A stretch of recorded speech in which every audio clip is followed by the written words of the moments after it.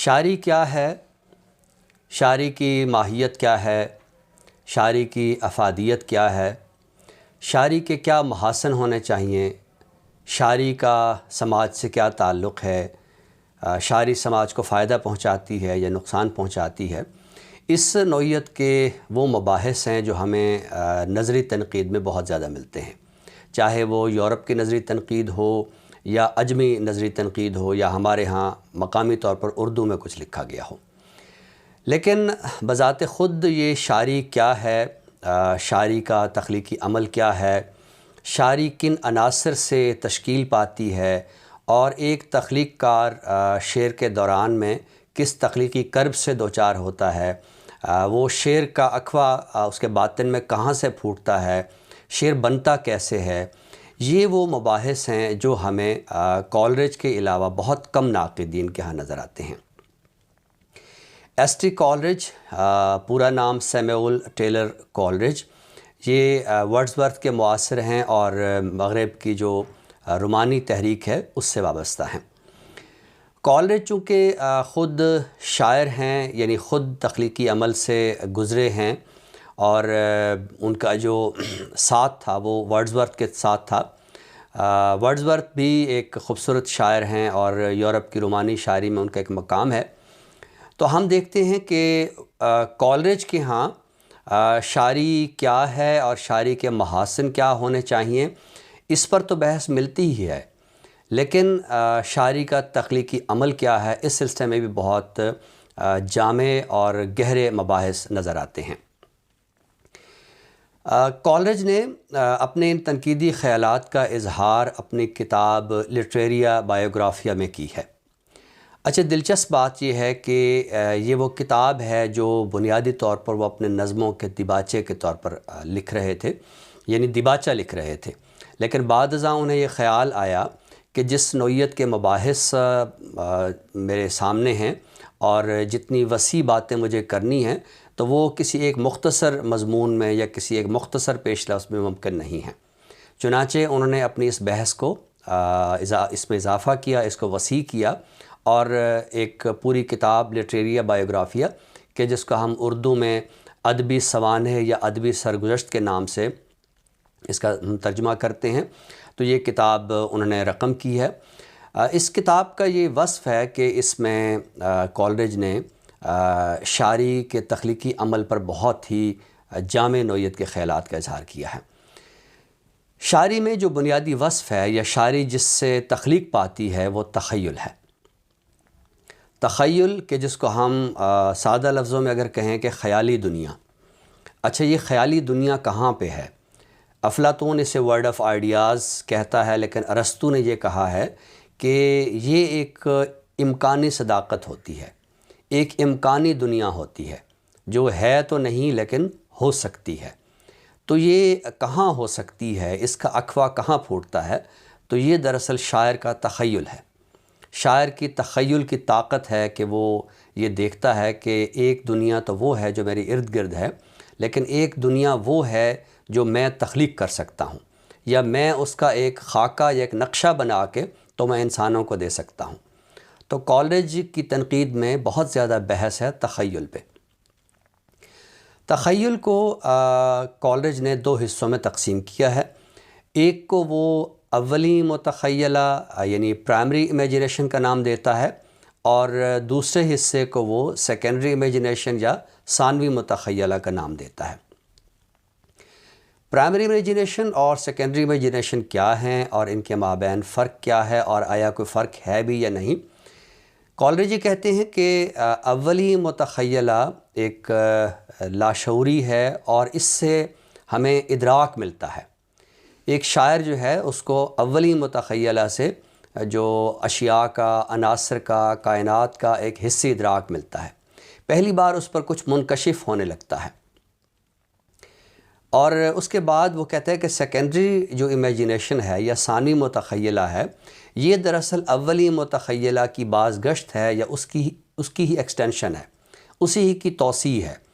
لیکن فرق یہ ہے کہ اولی متخیلہ لاشعوری ہے، جبکہ ثانوی متخیلہ پھر ایک شعوری عمل ہے، اور اس میں محض اشیاء کا حصی ادراک نہیں ملتا بلکہ ایک شاعر اس کے اظہار کے لیے مختلف عناصر کے مابین ایک ایسوسیشن پیدا کرتا ہے، اور اس ایسوسیشن کے ذریعے وہ پھر اپنے افکار ظاہر کرتا ہے۔ یہ ایسوسیشن کیا ہے؟ آپ اسے شعر کے تخلیقی عمل میں آپ کہہ سکتے ہیں کہ یہ تشبیہ کا عمل ہے، یہ استعارے کا عمل ہے، یہ امیجری کا عمل ہے۔ یعنی اگر وہ وقت کو ظاہر کر رہا ہے تو وقت کا ادراک دینے کے لیے وہ کہیں کوئی باہر کا ایک امیج دریا کا لے آئے گا، کہیں ہوا کا لے آئے گا۔ تو یہ وہ نقطہ ہے جو آگے چل کر ہم دیکھتے ہیں کہ ٹی ایس ایلیٹ کے ہاں ایک معروضی تلازمے کی بحث کی شکل اختیار کرتا ہے۔ ایس ٹی کالج نے تخیل کے بارے میں جو باتیں کی ہیں وہ بعد ازاں جو دیگر ناقدین ہیں انہوں نے بھی اس بحث کو اپنی تنقید کا حصہ بنایا اور آگے بڑھایا۔ ہم دیکھتے ہیں کہ اردو تنقید میں بھی تخیل کی یہ جو بحث ہے یہ ہمیں مولانا حالی کے مقدمہ شعر و شاعری میں بھی نظر آتی ہے۔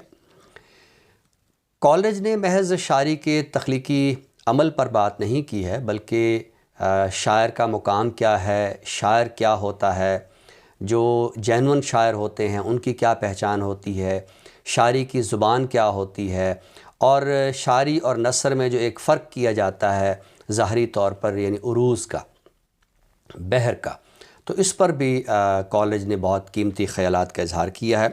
کالج نے ایک بہت اہم بات کی ہے کہ جو معاصر شاعر ہوتے ہیں وہ زیادہ اہم اور پراثر ہوتے ہیں ان شعراء کے نسبت کے جو قدیم شعراء ہوتے ہیں، کیونکہ معاصر شعراء کی جو ایک معنویت ہے وہ اپنے عہد کے ساتھ جڑی ہوتی ہے۔ کالج کی اس بات میں کسی حد تک ایک جزوی صداقت ہے، کیونکہ شاعری جو ہوتی ہے وہ ایک آفاقی طرز اظہار بھی ہوتا ہے، لیکن شاعری کے اندر ضروری نہیں ہے کہ صرف آفاقی خیالات ہوں، بعض خیالات ایسے بھی ہوتے ہیں کہ جن کی نوعیت تاریخی نوعیت کی ہوتی ہے، یا وہ صرف اپنے عہد کے ساتھ ان کی ایک جڑت ہوتی ہے۔ یہ جو ہم بعض اوقات بعض قدیم متون کی ایسی پیروی شروع کر دیتے ہیں کہ جیسے یہ کوئی مقدس صحیفہ ہیں اور یہ حرف آخر ہیں، تو غالباً ایس ٹی کالج اس امر کی نفی کرنا چاہتے ہیں، اور وہ یہ کہتے ہیں کہ جو معاصر شعراء ہیں ان کی جو معنویت ہوتی ہے وہ کلاسیکی یا قدیم شعراء کی نسبت جو ہے وہ زیادہ ہوتی ہے۔ اچھی شاعری پر بھی کالج نے بہت عمدہ خیالات کا اظہار کیا ہے، اور یہ کہا ہے کہ اچھی شاعری وہ ہوتی ہے کہ شعر کو پڑھ کر، نظم کو پڑھ کر، اور بار بار پڑھ کر، ہم جتنی بار بھی اسے پڑھیں تو ہمیں اس میں لطف محسوس ہو۔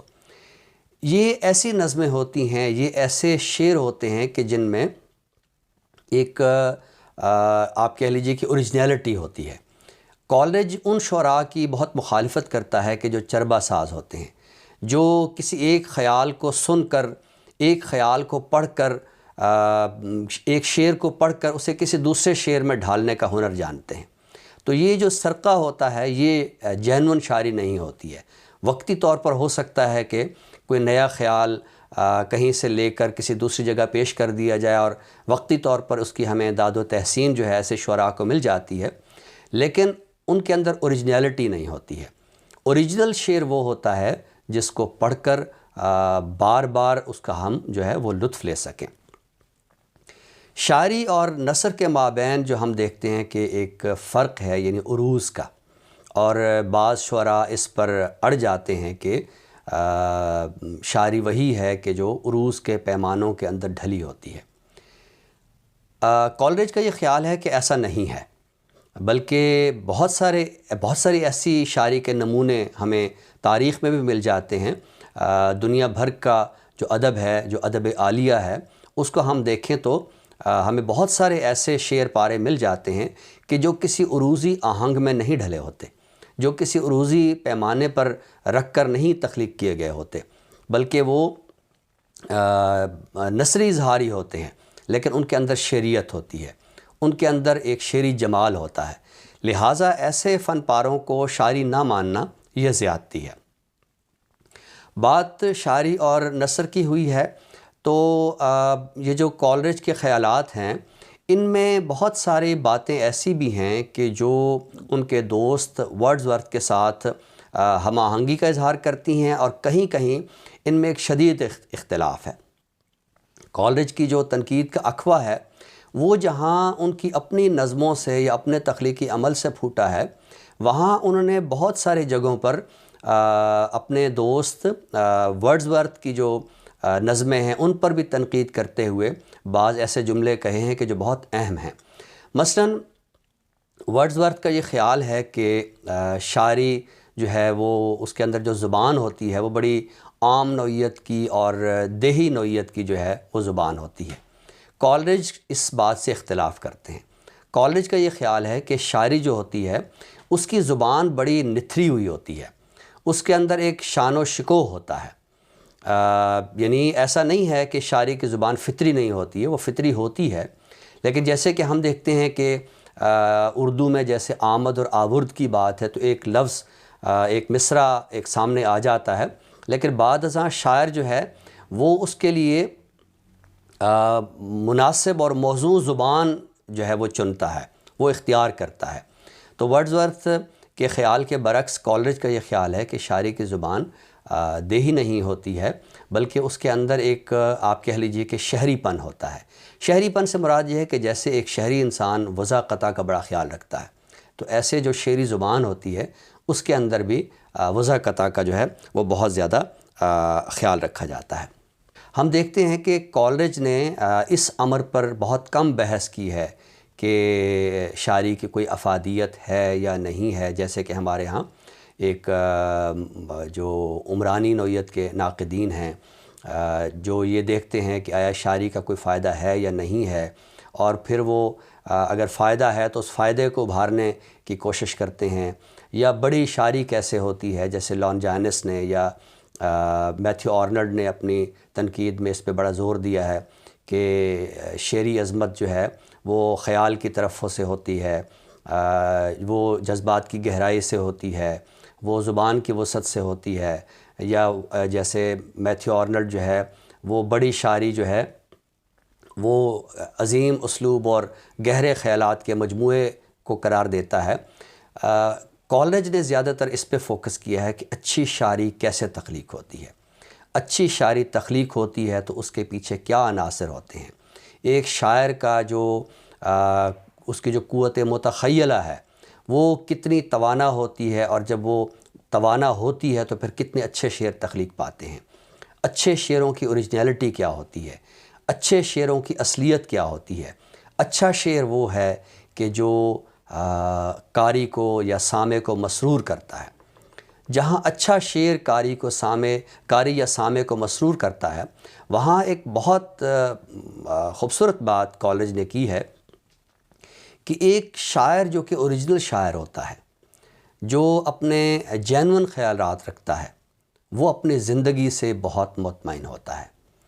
ایک بڑا شاعر جو ہے چونکہ اس پر زندگی کی حقیقت ایک اور پیرائے میں کھل چکی ہوتی ہے، وہ اپنے من میں ڈوب کر سراغ زندگی پا چکا ہوتا ہے، لہٰذا اس کے اندر وہ تخلیقی اضطراب تو ہوتا ہے جو اسے نئی سے نئی نظم تخلیق کرنے پر اکساتا ہے، لیکن زندگی کے عمل میں وہ عام افراد کی طرح یا کاروباری افراد کی طرح یا زندگی کی ہوس میں مبتلا افراد کی طرح یا ہمدم ارتقاء یعنی اپنی ترقی کے بارے میں سوچتے افراد کی طرح وہ ایسا مضطرب آدمی نہیں ہوتا، بلکہ وہ اپنے شعری عمل میں مست ہوتا ہے، وہ اپنے شعری عمل کے سرور میں ہوتا ہے، اور ایسا شاعر چونکہ جینون ہوتا ہے، وہ چونکہ خود اپنی زندگی سے لطف لے رہا ہوتا ہے، لہٰذا جب ہم ایسے شعراء کو پڑھتے ہیں تو ان کے تخیل سے، ان کے اسلوب سے اور ان کی اوریجنلٹی سے، ان کی اصلیت سے ان کا قاری بھی ویسا ہی شعری لطف لیتا ہے۔